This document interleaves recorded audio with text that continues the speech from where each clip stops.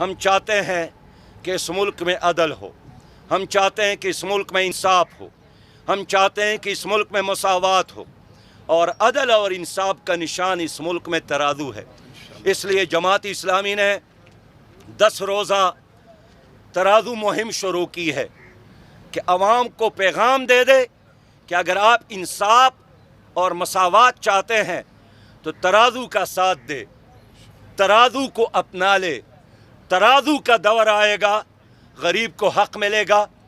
کاشتکار کو حق ملے گا، مزدور کو حق ملے گا، طالب علم کو حق ملے گا، نوجوان کو حق ملے گا۔ اس ملک میں اگر غیر مسلم ہے تو اس کو بھی حق ملے گا۔ اس لیے آنے والا دور ترازو کا دور ہے، اور میں امید رکھتا ہوں انشاءاللہ تعالی کہ شورا کے اجلاس کے بعد ہم